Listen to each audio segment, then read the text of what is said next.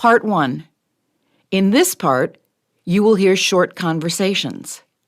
From the 3 answer choices, select the answer which means about the same thing as what you hear, or is true based upon what you hear. For example, listen to the conversation. Let's go to the football game. Good idea. I don't want to stay home. The correct answer is B. For problems 1 through 15, mark your answers on the separate answer sheet. No problems can be repeated. Please listen carefully. Do you have any questions?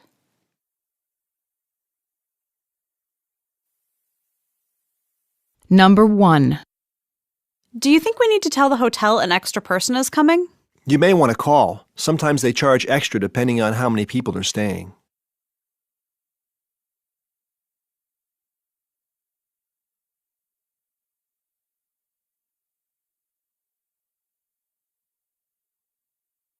Number 2. I asked Kevin to approve my vacation days a week ago, and I didn't hear back. So I emailed him again yesterday, and still no word. Why don't you just ask him in person? I don't know. He's such a difficult person to talk to.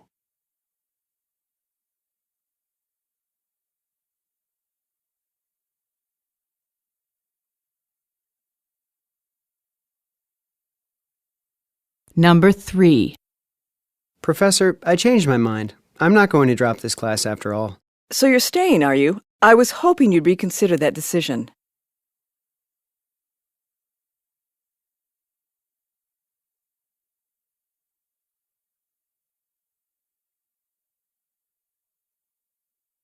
Number 4. The committee has read the project report and they've got some concerns. I see. So what's the next step? I'm afraid they've asked for some rather extensive revisions. That's okay. It's part of my job.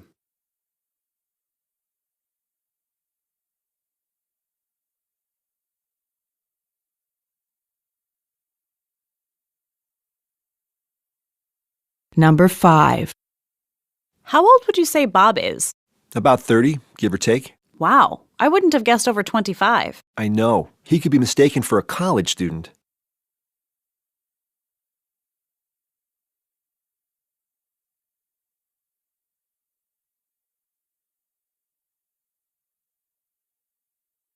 Number 6. Did you enjoy the photography exhibit? Yeah, those shots of the Earth were stunning. It's so cool how it looks from so far away. A blue ball in a sea of darkness. It really makes you feel small.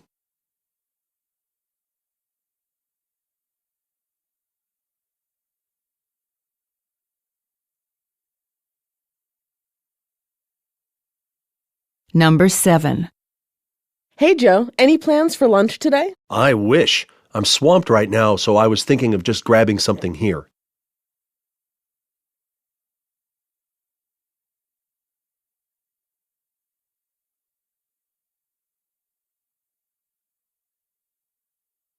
Number 8. I've read this page 3 times and nothing's sinking in. Let's take a break and go get some coffee. It might be better to just call it quits. Get a good night's sleep and hit the books again in the morning. Yeah, you're probably right.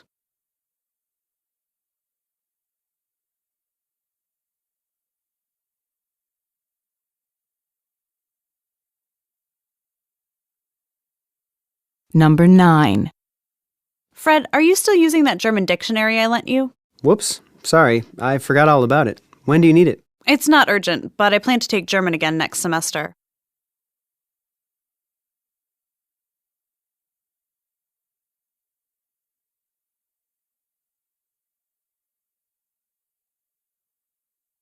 Number 10. How's your little girl doing? Is she walking yet? Not yet, but let me tell you, she's a real handful.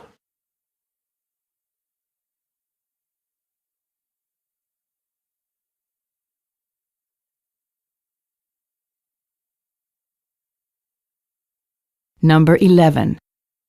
I'm running into problems with my job search. It's just not going anywhere. Do you have any recommendations? Well, have you attended any alumni networking sessions? Not yet, but I'll look into it.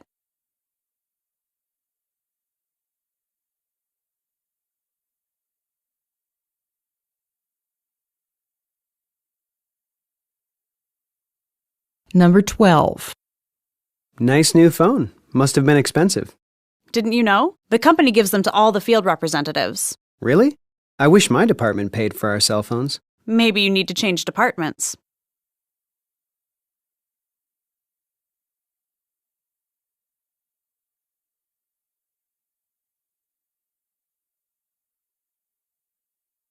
Number 13. I just got a new mountain bike and I want to try it out on some rugged terrain. Have you been down to the trail by the river? No, how do you get there? There's a trailhead right by my house.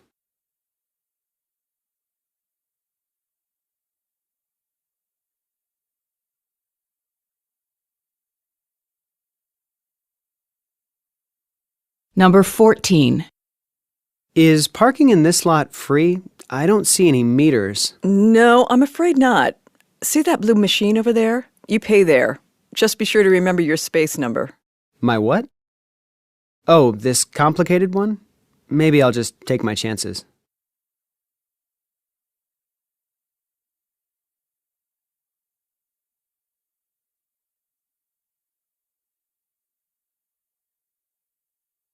Number 15. We have to present the quarterly status report to the client on the 15th of next month. So we'll do a practice presentation on the 13th or 14th? The sooner the better. Waiting till the 14th doesn't leave much time to fix any problems.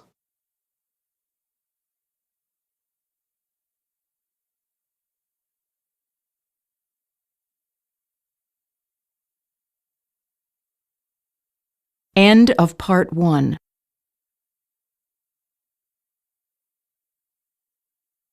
Part 2.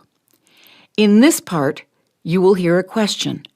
From the 3 answer choices given, choose the one which best answers the question. For example, listen to the question. When's your sister getting married? The correct answer is A. For problems 16 through 35, mark your answers on the separate answer sheet. No problems can be repeated. Please listen carefully. Do you have any questions?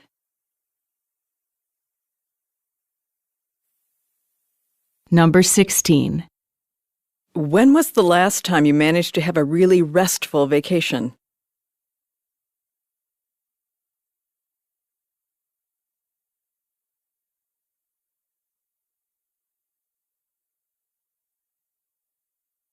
Number 17. Do you have a backup plan in case we run into trouble?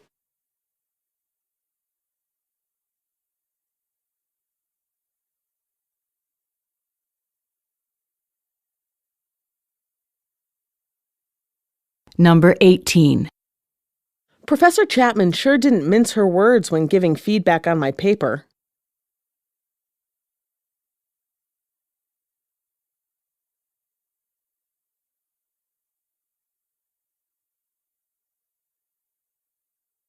Number 19. Excuse me, I was wondering, is that the science building?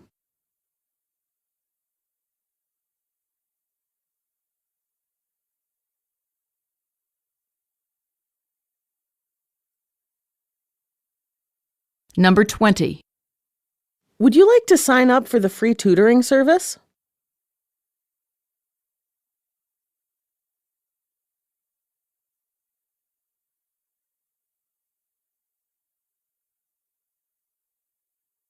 Number 21. What's the best way to get in touch with Fred when he's traveling?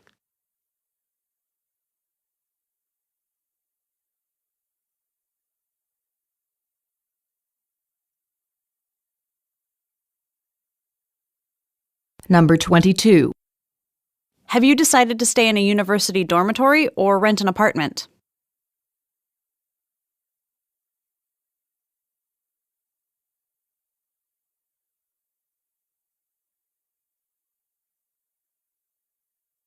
Number 23. Does it really cost you $50 to fill up your truck?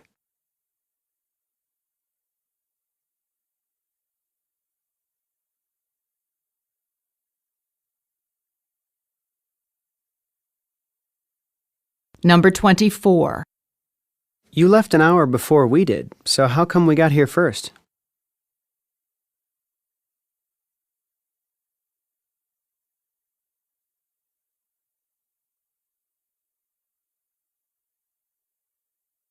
Number 25. This isn't a big enough space for everyone who's coming to the meeting.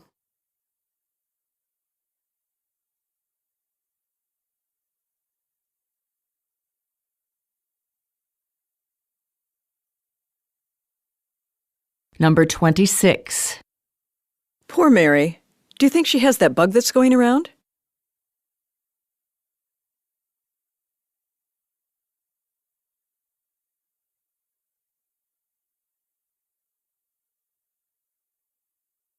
Number 27. You wouldn't happen to carry this wallet in brown, would you?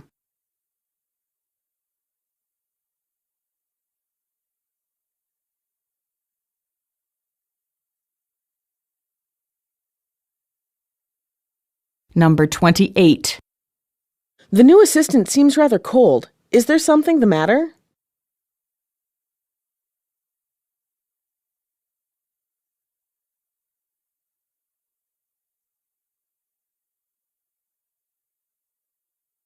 Number 29. Where is our study group going to meet next weekend?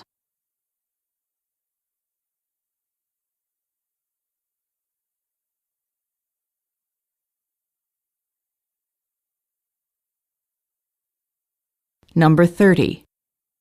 Am I dreaming, or did they just give Johnson a performance award?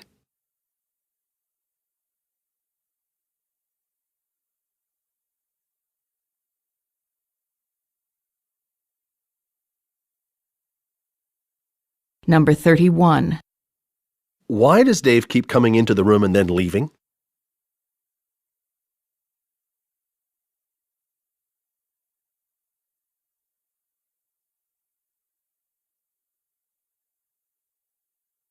Number 32. How did your excursion to Sweden work out last month?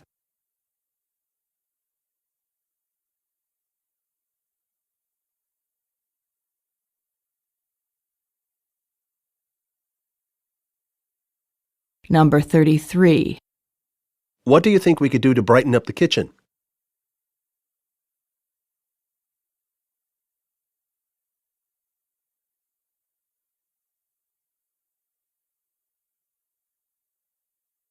Number 34. I can't believe the committee's decision was unanimous. Can you?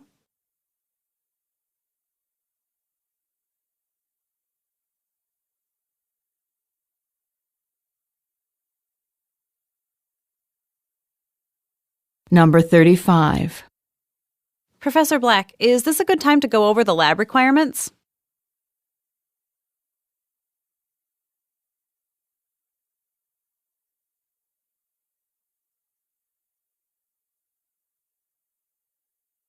End of Part 2.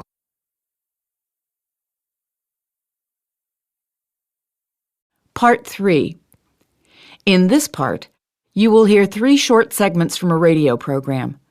The program is called Learning from the Experts. You will hear what 3 different radio guests have to say about 3 different topics. Each talk lasts about 3 minutes. As you listen, you may want to take some notes to help you remember information given in the talk. Write your notes in this test booklet. After each talk, you will be asked some questions about what was said. From the 3 answer choices given, you should choose the one that best answers the question according to the information you heard. Remember, no problems can be repeated. For problems 36 through 50, mark all your answers on the separate answer sheet. Do you have any questions?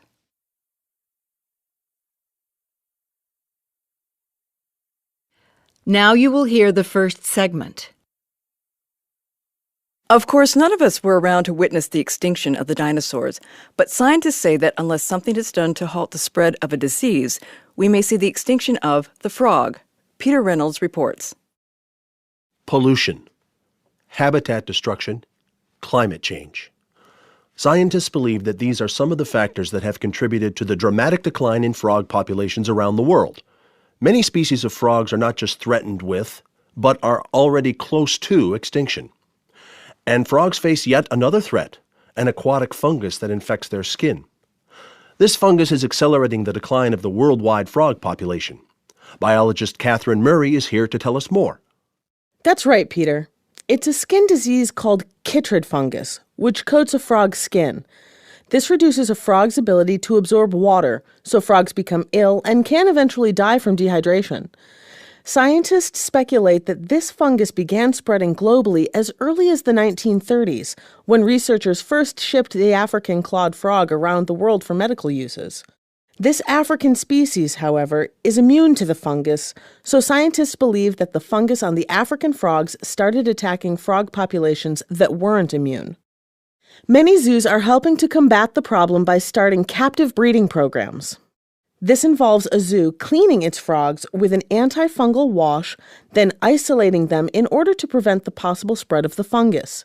The zoos will eventually return these uncontaminated frogs to their natural habitats. But scientists have yet to determine how to stop the spread of chytrid fungus in the wild, and that's what is really needed. It's encouraging that there's a conservation plan, but it looks like a solution needs to be found for eradicating the fungus in the wild before these healthy zoo frogs can be released. Is there anything else that can be done in the meantime? Humans do contribute to the spread of this fungus, so it's vital that we do our part. It'll take international cooperation because each country must put strict quarantine procedures in place. That is, holding frog shipments between different countries until they know the frogs are healthy, and tightly controlling the shipment of frogs around the world.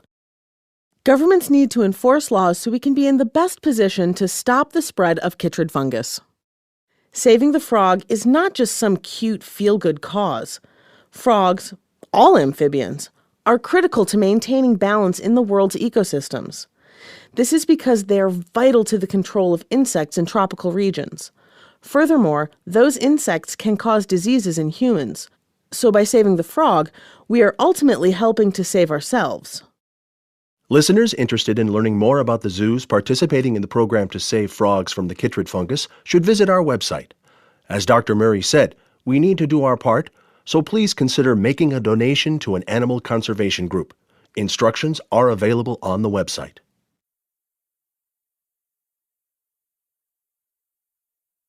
Number 36.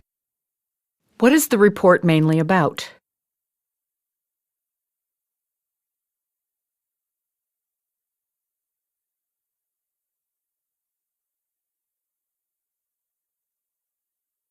Number 37. How does chytrid fungus affect frogs?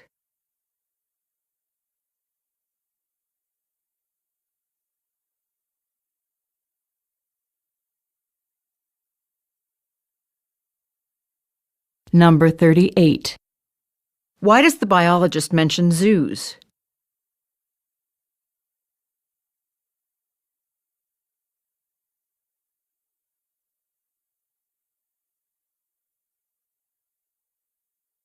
Number 39. What does the biologist say about shipping frogs internationally?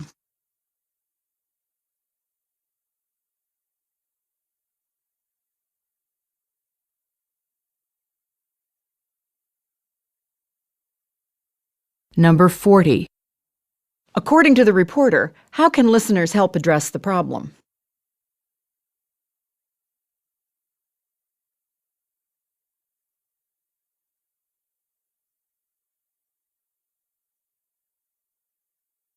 Now you will hear the second segment.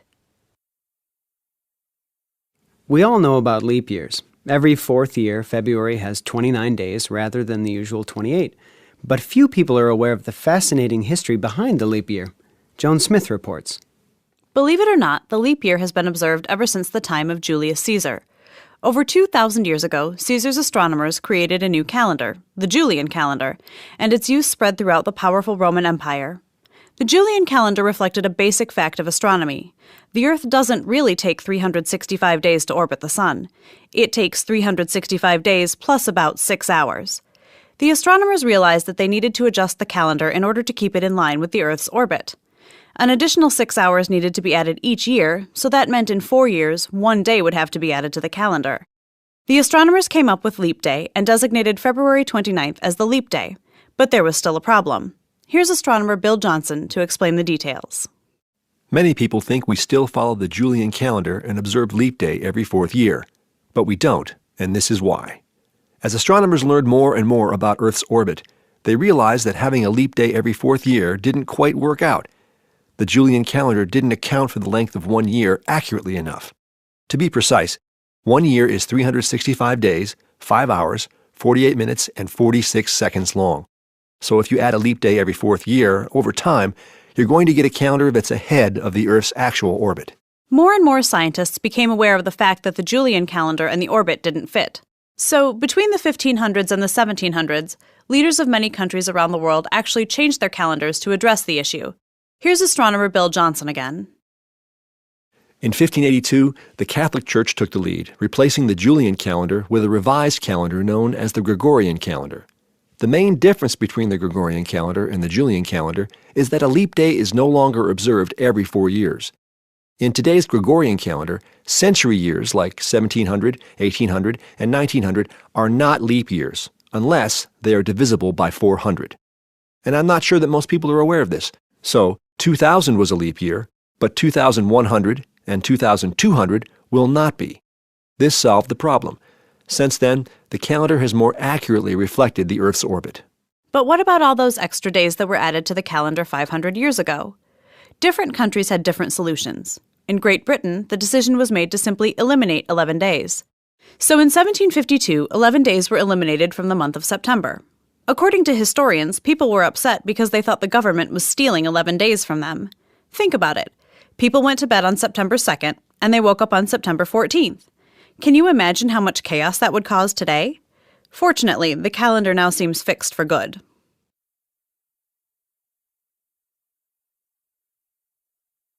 Number 41.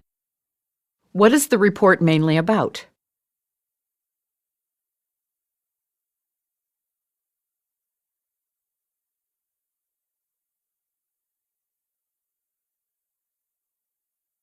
Number 42. Why does the reporter mention Julius Caesar?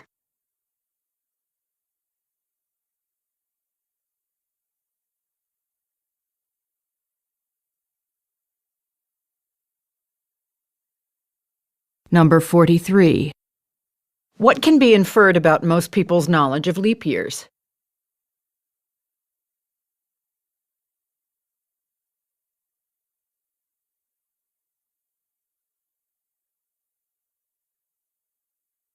Number 44. What does the astronomer emphasize about the Gregorian calendar?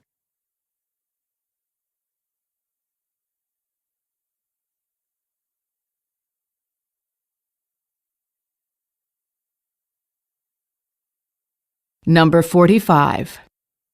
What does the reporter say would happen if days were eliminated from the modern calendar?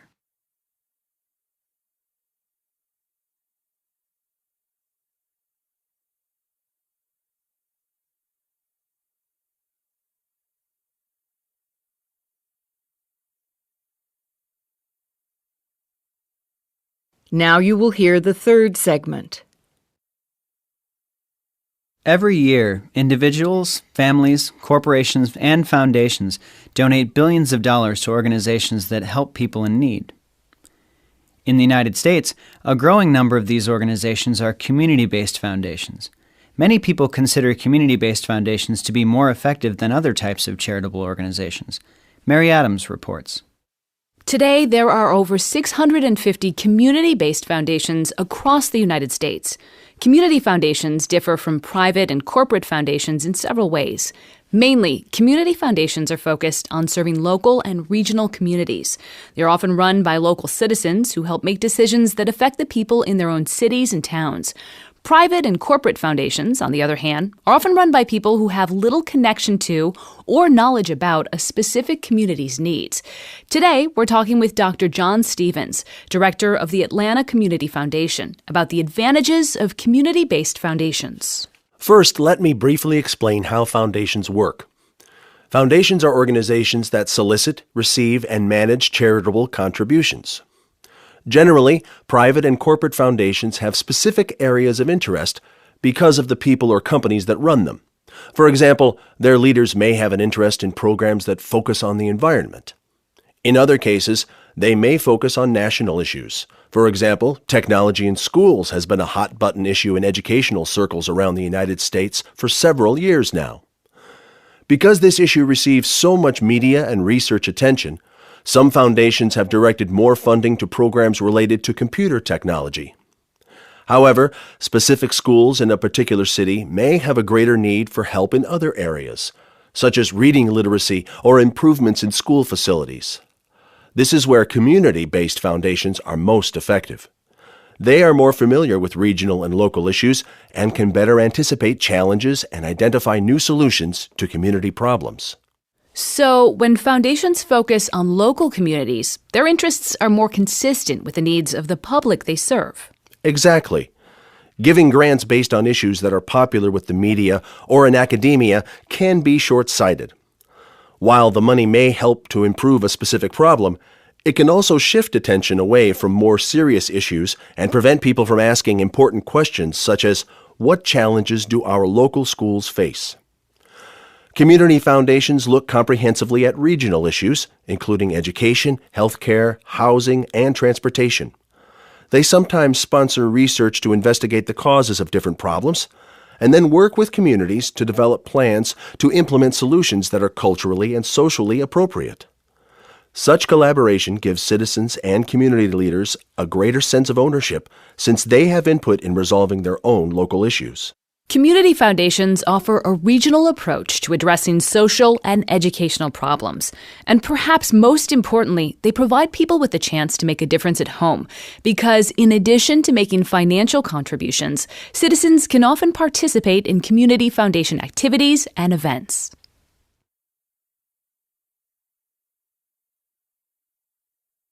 Number 46. Why are different types of foundations discussed at the beginning of the report?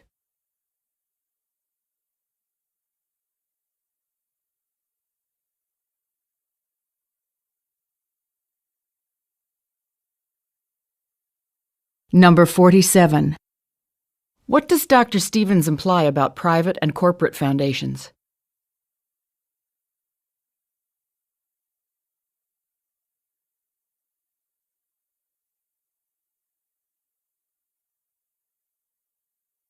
Number 48. Why does Dr. Stevens mention computer technology?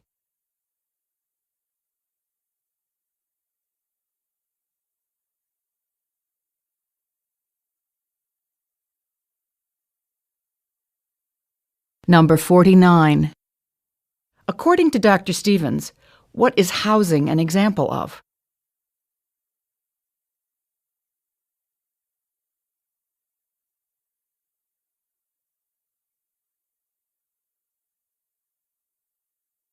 Number 50. What does the reporter conclude that citizens can do themselves?